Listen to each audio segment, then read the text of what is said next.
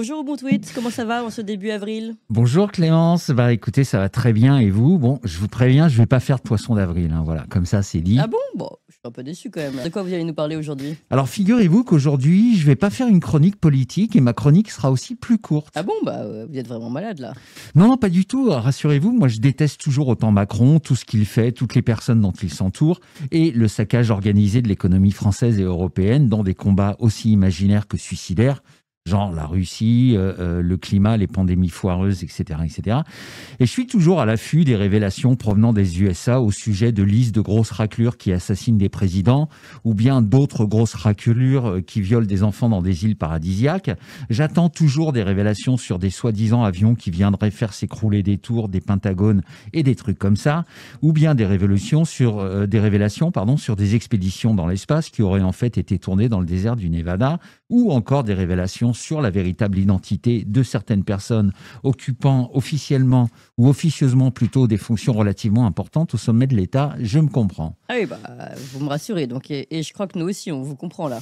Voilà, mais aujourd'hui, j'avais envie de parler d'autre chose, et puis je fais ce que je veux. Enfin, tant que vos auditeurs ne vous demandent pas que je parte, ce que je ferai sur l'instant d'ailleurs si c'est ce qu'ils veulent, ou que la police ne débarque pas en plein direct pour nous emmener tous en prison, je me dis que je peux m'autoriser parfois des petites digressions. Du coup, c'est ce que je fais aujourd'hui, donc je vous préviens, ça va être une chronique hyper complotiste, ou pas d'ailleurs, tout dépend à quel niveau d'éveil on se situe. Mmh. D'ailleurs, s'il y a des normies qui nous écoutent, franchement, moi, si j'étais vous, je couperais le son pendant une quinzaine de minutes parce que je vous préviens, vous allez vous faire chier. Comme vous n'avez pas le niveau, du coup, ça va être extrêmement frustrant pour vous. Vous allez me détester, vous allez mettre des commentaires de merde sur YouTube, ça va être affreux.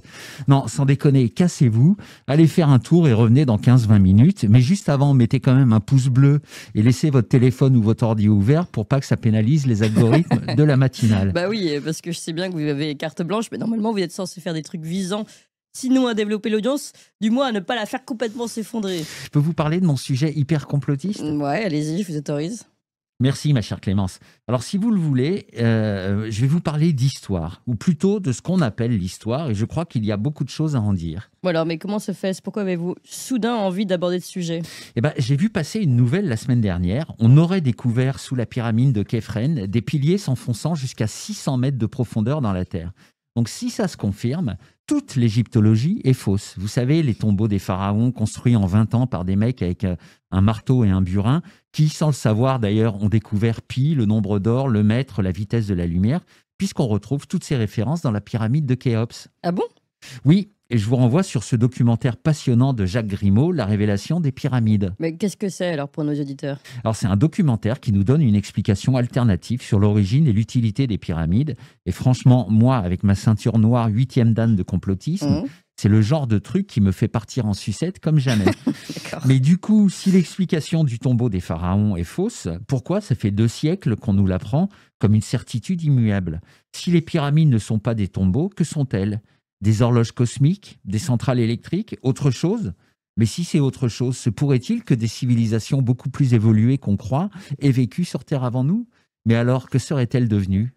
Ce sont des bonnes questions en tout cas. Oui, mais ce sont des questions boîte de Pandore. Et quand on ouvre cette boîte, ça ne s'arrête pas. Et on en arrive assez rapidement à cette question fondamentale. Et si l'histoire était un tissu de mensonges? Et dans quel but nous donnerait-on une vision faussée de l'histoire? Peut-être que ce sont des pieux mensonges, des mensonges de bonne foi. Peut-être, mais si ce n'était pas le cas, et si par exemple notre roman national était une espèce d'ode fantasmée, ainsi mai 68, est-ce vraiment une révolte de jeunes étudiants épris de liberté et de sexualité débridée dans une France gaulienne un peu trop conservatrice et un peu trop coincée, révolte emmenée par un jeune franco-allemand qui, de son propre aveu, donc je risque rien juridiquement, adore se faire déshabiller par de très jeunes enfants? Pourquoi ne nous parle-t-on jamais à l'école de Gaulle qui a mis dehors les Américains en 66? Pourquoi on ne nous dit pas que la CIA est connue pour avoir récupéré dans les années 60 tous les trotskistes pour en faire des néoconservateurs qui soutiennent aujourd'hui systématiquement toutes les guerres de l'OTAN, tout en conservant dans l'esprit du public cette image de rebelle de gauche? Pourquoi on n'évoque jamais la possibilité que mai 68 puisse être une punition de la CIA envers de Gaulle pour avoir récupéré sa souveraineté et une bombe atomique au passage? Oui, mais des gens ont manifesté pour cette liberté quand même en 68. C'est vrai, et ça n'enlève rien à la sincérité des étudiants qui ont participé à ce mouvement et qui étaient vraiment épris de liberté, de sexe, de drogue et de rock'n'roll. Mais peut-être qu'on ne nous a pas raconté toute l'histoire. Peut-être que ces étudiants étaient manipulés, Peut-être que mai 68 était l'ancêtre de ce qu'on connaît aujourd'hui comme des révolutions oranges, qui sont en fait des opérations de changement de régime orchestrées par certains services secrets occidentaux, déguisées derrière des révoltes populaires. Vous savez, ils ne sont pas hyper créatifs non plus à la CIA. Ouais, ça soulève en effet, en tout cas, bien des questions. Voilà, mais si on nous a menti là-dessus, est-ce qu'on ne nous aurait pas menti sur d'autres choses? Et si la Révolution française était autre chose qu'une révolte populaire d'un peuple qui avait faim? Et si certaines confréries en étaient les instigatrices? Moi, j'affirme rien, mais je constate que Philippe d'Orléans, le gros traître qui a voté la mort de son cousin, le roi Louis XVI, était un grand maître du Grand Orient. Moi, je vous renvoie sur un live passionnant que mon ami Marion Sigaud avait fait à ce sujet, d'ailleurs. Voilà, donc ce sont quelques exemples pris au hasard, mais du coup, si rien n'est parfaitement exact dans l'histoire, peut-être qu'une autre histoire beaucoup plus passionnante est envisageable. Que voulez-vous dire? Au Liban, par exemple, sur la route qui va vers la Syrie, Ouais. il y a un site qui s'appelle Baalbek. Oui, Moi, j'y suis allé plusieurs fois, dont à des moments où j'étais pas encore complotiste. d'accord. Et notamment, la première fois, je me souviens avoir été profondément marqué par la taille des blocs de pierre d'un seul tenant. Et je m'étais demandé comment des humains avaient pu déplacer, faire venir sur ce site et lever Oui. ces trucs gigantesques et invraisemblablement lourds. Voilà, franchement, pour moi, Baalbek, c'est presque plus impressionnant que Gizeh. Alors, et c'est quoi votre récit alternatif? Je sais pas, moi j'ai des petites idées, mais c'est pas le but de cette chronique. C'est quoi le but de cette chronique? C'est de faire réfléchir. Regardez Paris, vous avez vu le nombre d'immeubles haussmanniens. Oui, Bon, quand vous regardez les dates, il y a 3 périodes principales. Il y a la fin du 19e, il y a les années 1910 et les années 30. Après, il n'y a plus eu de pierre de taille. oui. Mais ça veut dire qu'avant, il n'y avait rien. Ça veut dire que la grande majorité du Paris qu'on connaît aujourd'hui s'est construit en une 60aine d'années. Vous imaginez le bordel? Déjà, Hidalgo, ça fait 20 ans qu'elle nous les broute pour installer juste 3 pistes cyclables. Donc, voilà. Oui, alors je suis certaine que vous avez des explications là. Oui, mais encore une fois, c'est pas l'objet. Je n'affirme rien. Je pose des questions, plein de questions, mais j'ai encore le droit. Je sais pas pour combien de temps. Oui, quel genre de questions alors? Au hasard, je sais pas. C'est quoi ces squelettes millénaires radioactifs au Pakistan? Pourquoi l'armée américaine garde-t-elle H24 les monts Boussedji en Roumanie ou des endroits qu'on appelle des portails en Irak? Pourquoi on trouve des pyramides partout dans le monde et pas seulement en Égypte et parfois même au fond de la mer? Pourquoi on ne nous parle jamais de la résonance de Schumann ou des lignes de Ley? Le Moyen-Âge est-il vraiment un âge obscur? Alors pourquoi on y a construit des joyaux d'architecture? Les vitraux des cathédrales étaient-ils vraiment décoratifs ou bien avaient-ils une fonction plus spirituelle, plus énergétique? Est-ce que le roi d'Agobert a vraiment mis sa culotte à l'envers? Qu'est-ce qu'on veut nous cacher derrière cette info? Bon, alors ça, c'était un peu pour déconner, histoire d'introduire un peu de légèreté au milieu de toutes ces questions existentielles qui, elles, restent très sérieuses. Vous voulez dire que l'histoire, en fait, ça s'efface? Je ne sais pas, Clémence. On voit en effet devant nous des pans entiers de notre histoire s'effacer alors qu'on les apprenait encore à l'école quand on était petit.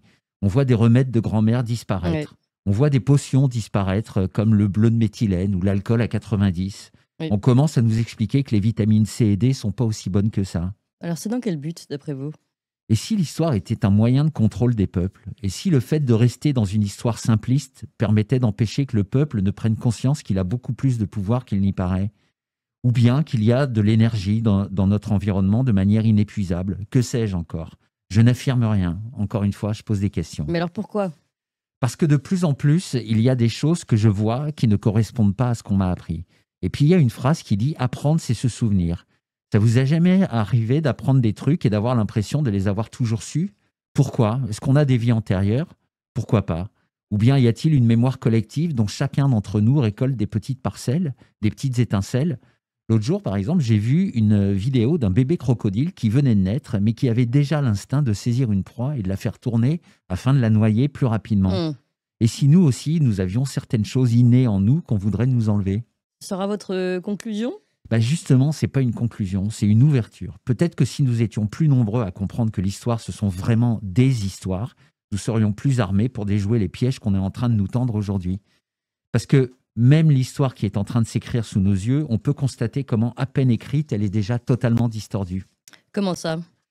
Pourquoi tous les médias et tous les politiques français et européens, l'histoire en Ukraine, ça commence le 24 février 2022?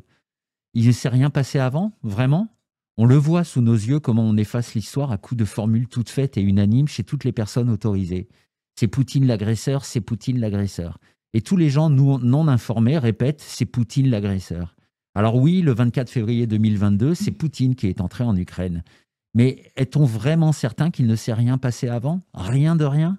que ce matin du 24 février 2022, il s'est levé, il s'est cogné le petit orteil dans le coin de son lit et que pour passer ses nerfs, il aura appelé son état-major en lui intimant l'ordre d'envahir l'Ukraine? Moi, je me suis déjà cogné le petit orteil contre le coin du lit. Ça fait un mal de chien, mais moi, ça m'a pas donné envie d'envahir l'Ukraine. Alors, y aurait-il d'autres raisons? Pourrait-on aller chercher dans les biolabs, dans le trafic d'êtres humains, dans le blanchiment d'argent public occidental, chez Burisma, chez Victoria Nuland? Non, vraiment, Clémence, l'histoire est importante, elle permet souvent d'expliquer le présent, encore faudrait-il ne pas la falsifier. Regardez Netflix, bientôt, si on ne les arrête pas, ils vont nous faire une série sur la cour de Louis XIV, interprétée par une tribu de pygmées.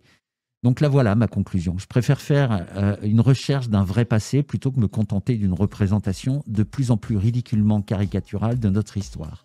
Voilà, j'ai fini.